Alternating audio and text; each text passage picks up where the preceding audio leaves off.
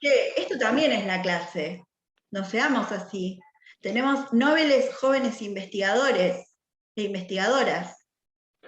Entonces les decía, todas las encíclicas son condición de posibilidad del movimiento de sacerdote para el tercer mundo. Ahora, hay una bisagra en Latinoamérica en 1967, que, y esto es absoluto telepasillo y en realidad es como una especie de secreto a voces, que es el manifiesto de los obispos de América Latina, que se escribe en mayo de 1967. Estos obispos mandan una carta adhiriendo al Concilio Vaticano II, adhiriendo fundamentalmente a la encíclica Popularum Progressio y planteando desde América Latina que en América Latina el socialismo estaba más cercano al evangelio que el capitalismo. Algo así como que en América Latina prácticamente en esa época se respiraba socialismo. ¿Cuál es el secreto a voces de esto? Y que un poquito de exageración parece. Cuando uno, lamentablemente la mayoría, quedan algunos poquitos muy, muy viejitos y muy grandes, la semana que viene probablemente Rubén esté con nosotros dando clases, así que por ahí si hay alguien que le interese podemos como armar un sistema de preguntas y le preguntamos sobre esta cuestión. Pero en realidad los 17 obispos lo que hacen es como exagerar un poquitito esta cuestión para forzar a que el concilio tome alguna postura. Y entonces lo que plantean estos 18 obispos es que en América Latina hay una renovación de la Iglesia Católica que en realidad plantea cambios más radicales que los que se venían proponiendo. Y que el lugar donde más incidencia tienen esos cambios necesariamente es en América Latina y África. Nota al pie, yo sé que por ahí estoy siendo como muy larguera, pero ustedes me dirán, América Latina en realidad es el lugar en donde más feligreses católicos hay. Y este es el primer momento de la historia en donde se les hace sentir al Vaticano que América Latina y África tenían feligreses que tenían que ser escuchados. En realidad... Perdón, Romy, vos dijiste América Latina, pero ese firman también otros obispos, ¿no? De África. Y de África, sí, está sí, bien. sí, América Latina y África tenían que ser escuchados. Perfecto. Sí, sí. No, no se había entendido. Estas cuestiones marcan una especie de puesta en valor del catolicismo de América, del tercer mundo, básicamente. Por algo firman manifiestos 18 obispos del tercer mundo. Pero en realidad de África había 2 o 3, la mayoría eran brasileños y esas cuestiones.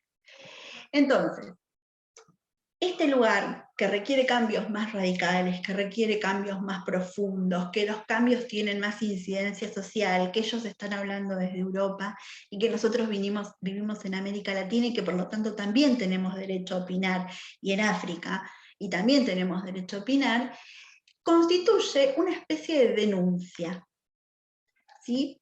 Se arma como una especie de revuelo. Recuerdan que yo les dije que el documento está estructurado de una manera. Adhieren al Concilio Vaticano II. ¿Sí? Dan cuenta de que, y fundamentalmente, a la Popularum Progressio.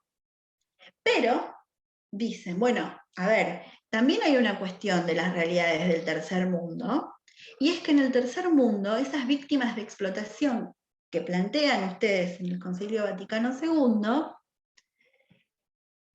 no tienen ningún tipo de justicia, dice el documento. No alcanza con hablar de la paz. Hay que hablar de la justicia. Hay que hablar de la justicia social. No alcanza solamente bregar por la paz si no estamos buscando un mundo más justo.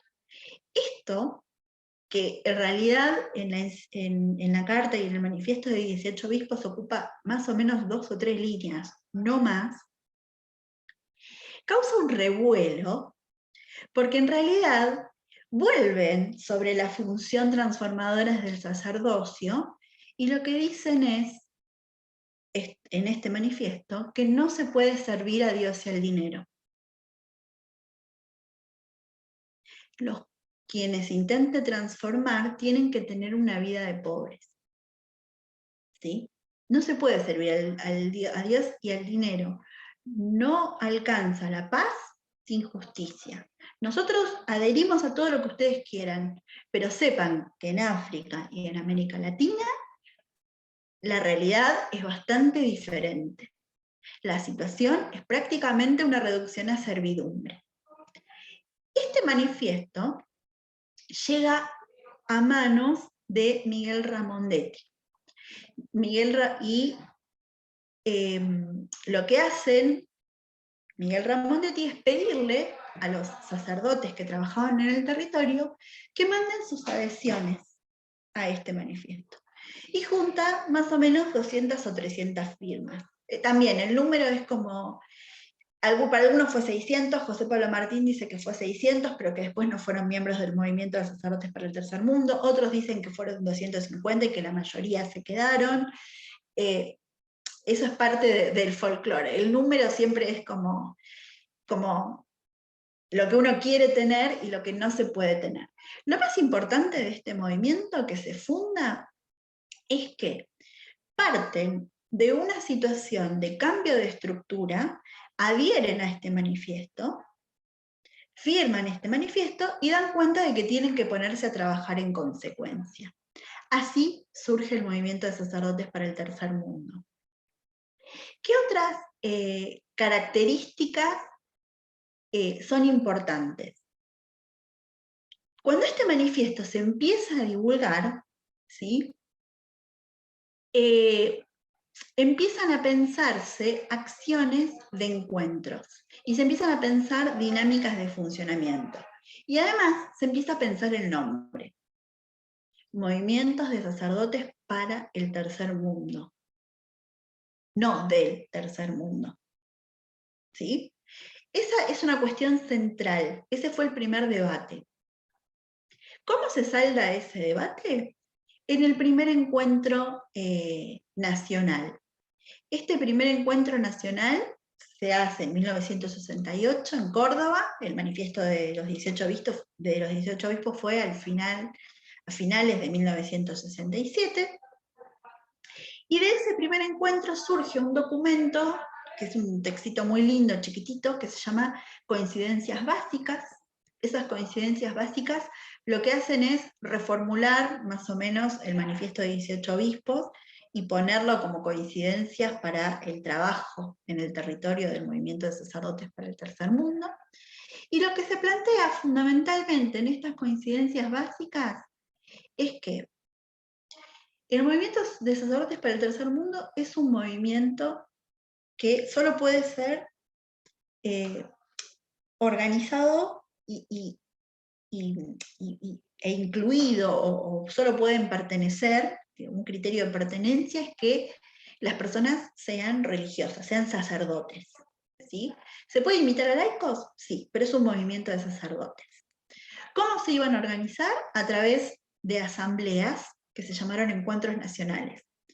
La bibliografía dice que hubo 6, ahora los vamos a ir viendo más o menos muy sintéticamente qué pasó en cada encuentro, y algunos y algunas integrantes de primera mano dicen que fueron 7, pero que el séptimo fue para romper, que fue en Córdoba. Eso lo vamos a ir viendo. ¿Qué otra característica tiene?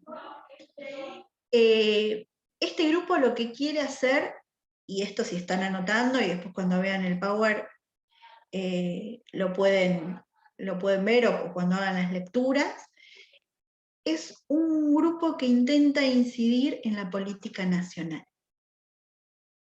Esa es una coincidencia básica. Este grupo intenta incidir en la política nacional y en las medidas que se consideran injustas.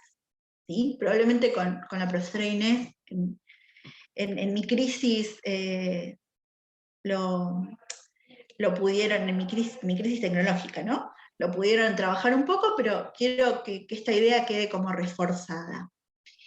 Y este grupo nunca buscó una salida de los parámetros de la iglesia tradicional, esto que hablábamos hace un ratito. Esto es muy importante también. Cuando hubo ideas de pedir por el fin del celibato o cuestiones que tenían más que ver con la dinámica y la estructura interna de funcionamiento de un sacerdote, fueron los mismos sacerdotes quienes pusieron un coto a esa situación. Si nosotros quisiéramos analizar cómo se estructura el movimiento de sacerdotes para el tercer mundo, tenemos una minoría que venía de curas obreros. Los curas obreros son los curas que son como la condición de posibilidad en Argentina para que surja el movimiento de sacerdotes para el tercer mundo. ¿Qué son los curas obreros? Son curas que deciden vivir la realidad del pueblo y que van a trabajar, además de como pastores, a fábricas, ¿sí? O tenían un trabajo además del trabajo de pastores, porque consideraban que ser pastor o sacerdote de la Iglesia Católica no era suficiente como para ligarse al pueblo. Acá en zona sur, que es donde yo vivo, el sacerdote Luis Sánchez era uno de los representantes de los curas obreros, y en general esta corriente era más traída de el ala francesa del movimiento de sacerdotes para el tercer mundo. ¿Por qué les cuento esto? Primero, porque en zona sur había bastante, bueno, Paco Huidobro, bueno, el mismo Andrés Bazón, son todos miembros de esa corriente. O sea, ya ahí había una condición de posibilidad. Y tenían como una cercanía o como un coqueteo con el marxismo, ¿sí? Muchos formados en la Sorbona. Rubén mismo cursó en la Sorbona y estuvo en el Mayo francés cursando. Y bueno, esa formación hacían que haya como una especie de coqueteo con las ideas más socialistas. Después tenemos el ala peronista. Y tenemos dentro del ala peronista, del movimiento de sacerdotes para el tercer mundo, el ala que tenía como un discurso más cercano a la violencia, peronismo de base, ¿sí?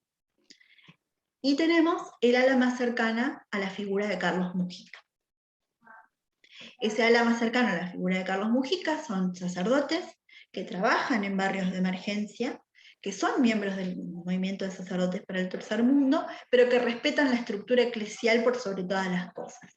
De hecho, hay una frase muy famosa de Carlos Mujica que dice: nosotros no somos un sindicato de curas, somos un movimiento político. De hecho, también, esto que hablábamos recién de la violencia institucional, es una cuestión que está muy en debate en el movimiento de sacerdotes para el tercer mundo. ¿Por qué está tan en debate? Porque en realidad lo que violentaba era esa estructura tan injusta. Y muchos de estos sacerdotes, peronistas también, son provenientes de sectores altos de la sociedad. De hecho, si ustedes van a estudiar al movimiento de sacerdotes, a la pastoral social o con villera, o conocidos como curas villeros, se van a dar cuenta que en realidad son pibes bien, muy bien, que estudiaron en la Universidad Austral, en la Universidad Católica y no sé qué, que tienen una especie de conversión católica y que tienen que hacer trabajo barrial y que en su formación educativa han sido miembros de escuelas que tenían trabajo social, pero no les alcanzaba. Y entonces necesitaron hacer un trabajo social.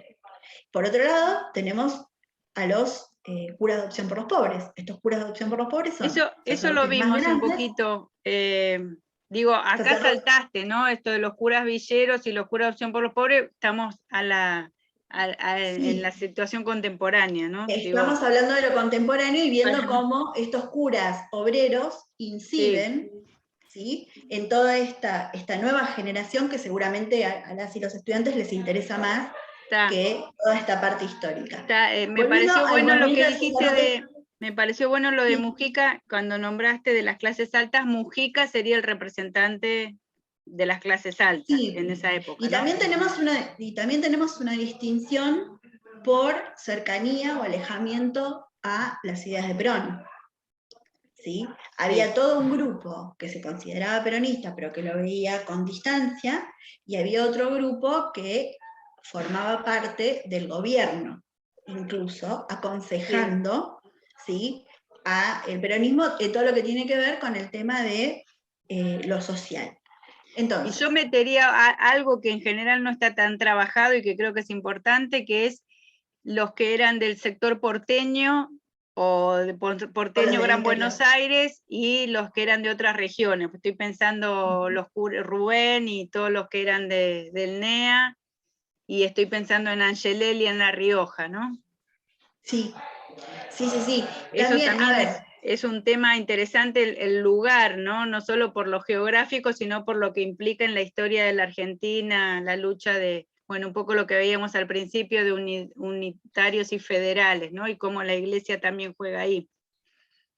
Sí, y lo más interesante de todo es que en este discurso tan aglutinante que tiene la Iglesia Católica, que lo vuelve fascinante, en realidad, es justamente estas cuestiones, como dentro de estos mismos actores sociales que quieren modificar la sociedad, se da también estas diferencias, ¿sí? Dentro de los jóvenes había todo un grupo con trayectoria que vivía de su trabajo, había otro grupo que pertenecía a una clase social más acomodada y que por lo tanto veía con asombro el tema de la pobreza y con ira el tema de la pobreza. Y entonces ahí es donde se empieza a hacer como esta especie de ordenamiento dentro del movimiento para decir, bueno, hay cosas de las que vamos a hablar, somos un movimiento político.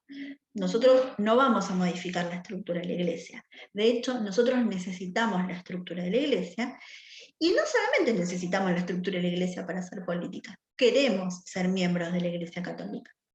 Porque eso también es muy importante. No es solamente hacer un análisis sociológico con una visión romántica, porque nadie se quería ir. Todos querían ser parte de la institución, porque también había un grado de vocación, y no está mal decirlo. Pero sí tener el alerta epistemológico. Esto de el político como, o el religioso como una persona que tiene una vocación y su sentido y su subjetividad se estructura en función de esa vocación. Me parece que es muy importante para analizar una trayectoria de vida esta dimensión sociológica, ¿no? En términos de Weber. ¿Cuál es la primera gran acción del movimiento de sacerdotes para el tercer mundo? Es todo lo que tiene que ver con la organización de la puesta en debate de las villas miserias. Se arma como una especie de movimiento para la erradicación de villas, que tiene su punto más álgido en Plaza de Mayo, en donde si ustedes buscan en el archivo de La Nación van a encontrar fotos de Rubén en un celular de la policía, que es llevado preso. O sea, se llevan presos en 1968 sacerdotes. Esto es muy interesante y fue muy disruptivo en la época. Por eso el mensaje, y en realidad logró el efecto contrario, ¿sí? No fue la censura de este grupo, sino que al contrario, se promovió en todas las capitales, esto que decía Inés de las provincias, también hubo un movimiento bastante parecido. Pero bueno, el movimiento por la erradicación de villas, fue en Plaza de Mayo. Después el segundo encuentro, que se hace en 1969, lo que intenta hacer es como una lectura de la situación. Y lo que se intenta hacer es analizar las estructuras políticas, sociales y culturales, dando cuenta nuevamente de que hay una adhesión muy fuerte al tercer mundo y que se rechaza el sistema capitalista. En 1970 se produce el tercer encuentro, en donde hay como un diagnóstico de la situación. ¿Vieron todo ese proceso que hicimos con las encíclicas? Bueno, el movimiento de sacerdotes para el tercer punto es un proceso muy similar, y hace como esas lecturas. Entonces dice, a ver, lo que pasa en 1970 en Argentina es que hay un proceso como una especie de fermento de revolución que tenemos que acompañar. Y hacen una lectura de la situación por momentos bastante idealizada. A ver, esto lo decimos con el diario del lunes, que de ninguna manera se piense que es una falta de respeto. O sea, tenemos en el 69 todo lo que es el cordobazo y esas cuestiones, en el 68 Mayo francés, digo, hay un montón de movimientos sociales que validaban esta especie de lectura social. Pero usan un término que es bastante interesante, que es un proceso revolucionario y de adhesión al socialismo. Y hay una especie de figura que empieza a dar vueltas a partir de 1970, que es la figura del hombre nuevo. Si nosotros analizásemos todo lo que es la iconografía de la época, vamos a ver que se pintaban a los sacerdotes como si fuesen guerrilleros, o había amenazas encubiertas. Hay una foto que después, cuando vean el Power, seguramente les va a llamar la atención, que es como una especie de Papá Noel, como vestido de sacerdote, con una barba y con una gorrita, como si fuese un guerrillero, que tira una bomba en una chimenea. Eran como amenazas encubiertas. Los documentos de la época eran, la Conferencia Episcopal Argentina salía diciendo una cosa, y ellos a través de la revista Enlace contestaban otra, y hacían diagnósticos de la situación, y se pronunciaban, y esas cuestiones. Y hay una cosa que me interesa mucho compartir con ustedes, porque todo lo demás lo pueden leer en la bibliografía, que es una cuestión que tiene que ver con la opción que hacían del peronismo. ¿Vieron cuando hacíamos la descripción de cómo se conformaba el movimiento? Bueno, había como una divisoria de aguas, ¿sí? Estaban los peronistas, los más o menos peronistas, los muy peronistas, y los peronistas. Bueno, hay trabajos que plantean, hay un trabajo de Luisa Ortolani, que se llama No la Biblia, sino el poder, que si tienen ganas y tiempo después lo pueden leer, que es interesante, que es lo que plantea, y su tesis fundamental de trabajo, es que en realidad esta cercanía o distancia del peronismo fue lo que termina separando. Y Rubén en algún punto también plantea lo mismo, y la divisoria de aguas fue el 73, cuando el Movimiento de Sacerdotes para el Tercer Mundo se reúne con Perón en Puerta de Hierro, y Perón le decía a cada uno de los sacerdotes lo que quería escuchar. Todo el grupo del interior salió muy enojado, jurando desamor eterno, y el grupo de Buenos Aires salió más enamorado que nunca. De hecho, Carlos Mujica, cuando regresa a Perón al país, lo acompaña en el avión, hay documentos de la época, y los sacerdotes del tercer mundo, para el tercer mundo, lo obligan prácticamente a decir que no los representaba, que lo había hecho en carácter personal. Esto lleva a que en 1973 el movimiento se disuelva. Y además también hay una cuestión que es muy interesante y que Rubén siempre la marca, que es el tema de las persecuciones. Fue un movimiento muy perseguido, fue un movimiento de mucha exposición, con nombres propios, o sea, no es que eran unos guerrilleros escondidos en Tacorralo, no, tenían nombre, apellido, una iglesia, un lugar donde ir a buscarlos, y lo fueron a buscar. Entonces, Rubén lo que plantea es, bueno, también fue como medio un repliegue para poder seguir viviendo. Como estas cosas todavía no están cerradas y son parte del debate historiográfico, porque ya pasó el tiempo necesario, la sociología también tiene mucho para decir, así que si les interesa, también podrían trabajar en estas cuestiones. Como veo que tenemos 9 minutos, lo que sí me interesa que podamos trabajar es el tema de la violencia y cómo la encaran. ¿Por qué? Porque bueno, es algo que trabajé y me gustaría compartirlo con ustedes. Y el tema de la lucha armada y qué nivel de implicancia tuvieron Perdón, los Romy, sacerdotes. Sí. acá cerramos, ¿sí? Sí, sí, Quería sí, sí, avisar sí. que no nos volvemos a conectar. Es solamente esto y ya cerramos Listo, y les listo. agradezco la paciencia. El tema de la violencia y el nivel de implicancia. A ver, no es importante si tuvieron un arma, si fueron curas armados, si no lo fueron, que muchos sí, y no tienen problema en decirlo. Lo importante fue la relación y la vinculación que tuvieron con los movimientos guerrilleros, con ERP, montoneros y con las juventudes, y cómo las iglesias oficiaban de resguardo para esos jóvenes y esas jóvenes.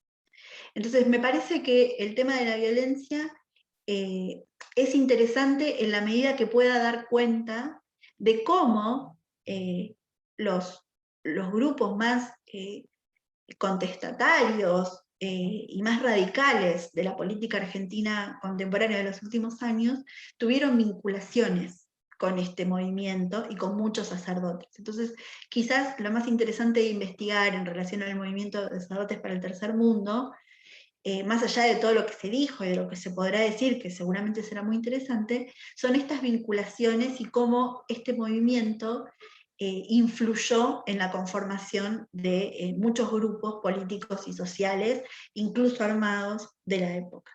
Así que bueno, les agradezco un montón la paciencia, la verdad es que nunca la pasé tan mal en una clase, todo lo que podía fallar falló, y ahora me estoy dando cuenta que hubo como un golpe de tensión que subió y bajó y creo que me mató el celular, así que no sé qué voy a hacer, pero les agradezco muchísimo, en serio, y espero Bueno, que yo lo dejaría ayudado. como para alguna pregunta, alguna cuestión. Lo que tenía preparado me parece mejor ponerlo al inicio de la siguiente, porque además es muy breve y toma cosas de la dictadura, así que lo dejo para preguntas que le quieran hacer a Romy, comentarios de su exposición, que estuvo muy completa. Menos te odio porque no te conectaste todo. Yo quería hacerte una pregunta, Romy, si es Sí. posible. Que vos decís que es un movimiento muy, muy perseguido, por supuesto, ¿no? Lo identificás, tiene una parrilla, todo el mundo los ve, parte de su trabajo es ponerse ante el público, ante el barrio. No hay manera casi de que tenga una vida clandestina por constitución, por definición, ¿no? Claro. Y es interesante, digamos, porque además suelen ser muchos curas también de base, que son, entendemos que los menos protegidos, los que menos poder político tienen. Pero también es cierto que en la Argentina pasa algo raro, que yo no sé cuántos países de América Latina tienen 5 obispos desaparecidos, ¿no? Es como que la represión se da en diferentes niveles en Argentina. No es solamente que la represión es contra los más débiles, porque digo, no sé si encontramos 5 obispos en Uruguay, en Brasil, incluso en Paraguay, en Colombia, digo, entonces digo, también ahí ver que se dirigió muy bien, muy quirúrgicamente, ¿no? Contra la iglesia. Cuando decís 5, ¿quiénes serían los 5, Francisco? Y porque yo Angelelli, conozco Angelelli, Ponce de León. Ponce de León, está en el texto de Berbisky, donde él reivindica justamente eso de la iglesia, ¿no? De que a pesar de que se ha criticado, por supuesto, toda la complicidad de la iglesia, el vicariato, etcétera, él nombra a los 5, pero para el lunes que viene te los busco, él nombra a los 5 obispos que... Yo tengo esos dos. Sé que hay, que es el primer país por lo menos de América Latina, en cantidad en total de sacerdotes y obispos, que son cerca de 30. Claro, bueno, que es muchísimo, ¿no? Muy cómplice la iglesia, pero muy víctima también, ¿no? Sí, más eso habla allá de las dos de iglesias también. Sí, independientemente de que sean 5-1, digo, como para dar crédito a lo que está diciendo Francisco también, me parece que lo importante es que esto que marca Francisco, se meten con los obispos. Claro. Fue tan sangrienta la dictadura. La semana que viene vamos a hablar, les prometo. Hoy me vine a la oficina porque en mi casa también tenía problemas de internet, entonces me vine para acá, así que no sé de dónde daré, pero daré, y con Rubén, así que voy a estar, para que lo podamos hablar. Pero lo interesante de esto es también ver el movimiento de poder que se da dentro de la Iglesia Católica. No todos los obispos son tan importantes como parecen ser. No es lo mismo ser un obispo de La Rioja que ser un obispo de Capital Federal. no es lo mismo. Y esto que estoy diciendo por ahí es una verdad de perogrullo y hasta me siento ridícula diciéndolo, pero digo, un obispo de La Rioja, un accidente de tránsito. ¿Quién me va a ir a pedir algo si fue mala suerte? El tema es que fue tan brutal lo que se hizo, que también se olvidaron que la Iglesia Católica funciona como un bloque, que repliega cuando tiene que replegar, que deja hablar cuando hay que dejar hablar alguna voz que es importante que salga, pero que aleja a quien tiene que alejar. Y esto es un proceso que se profundiza fundamentalmente con Juan Pablo II. ¿Sí? Juan Pablo II pone en el centro de la escena a determinados obispos, determinadas monjas, determinados sacerdotes para decir determinadas cosas, pero cuando incomoda, los lleva a un lugar lejano. Y este también es un modus operandi de la Iglesia Católica. Entonces, cuando vemos esas cosas y vemos que por ahí un obispo no tiene tanta visibilidad, quizás lo brutal de la dictadura argentina fue no dar cuenta de que en la Iglesia Católica son una institución que en general reivindican a sus colegas, de una manera más velada, de una manera menos velada. Y también tenés la derecha rancia que justificó todo, digo, no, la clase que viene cuando veamos las estructuras, que prometo que voy a tener una computadora para poder pasar el power porque si no me van a matar, vamos a ver justamente eso, cómo hay una ala muy derecha, una ala moderada, una ala más progresista, y que ese mapa, según pasan los años, se va modificando. Entonces también creo que por eso se atrevieron, para contestarte en parte lo que me querías preguntar. Están cansados. Sí, creo que el movimiento, creo que una de las cosas del movimiento de sacerdotes para el tercer mundo es que también se enfrentaban a ciertos obispos, digamos, a un episcopado que tenía muchos miembros que eran muy defensores de la iglesia sacerdotal, monárquica, tradicional, que bueno, que después dieron sustento a la dictadura, eso lo vamos a ver, ¿no? Digamos, estaban estos dos Rubén polos. Los llama a los cruzados.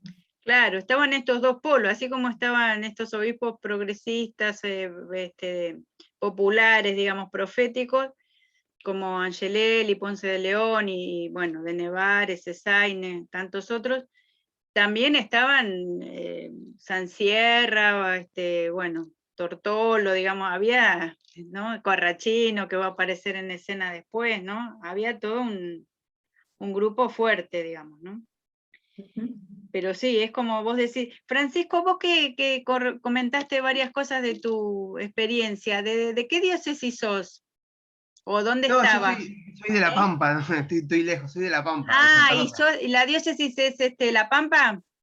Y son, como casi toda la Patagonia, son diocesanos, salesianos, perdón. La de acá depende, creo que de Luján, del arzobispado de Luján, pero bueno, ya tiene independencia, tiene muchas los ciudades acá en La salesianos, Pampa. los salesianos, sí. Los salesianos. No, Casi pero toda La Pampa Patagonia tiene es. obispo. Sí. Sí, La del Pampa ala tiene obispo. Pero, del ala, ya venía del ala de hecho, Poli estuvo acá primero de obispo que claro. antes de ir. Sí, La Pampa tiene una tradición interesante. Sí, lo que no tiene acá escuela. Nosotros generalmente recibimos o de San Luis o de Mendoza, que son dos lugares muy, muy conservadores, muy retrógrados en general. Pero bueno, con Bergoglio logró un poco interferir eso, digamos, y hace unos años que se puede mejorar un poquito. De hecho, tuvimos la secta esa Servis Trinitatis que tuvo tanta denuncia en todo el mundo por reducción a la servidumbre a mucha gente, digamos, bueno, fue un escándalo acá. Pero bueno, qué sé yo. Hasta hace unos años atrás ya ha mejorado un poco el tema de la formación ideológica, digamos, de los obispos y de algunos curas. Bien. Bueno, se está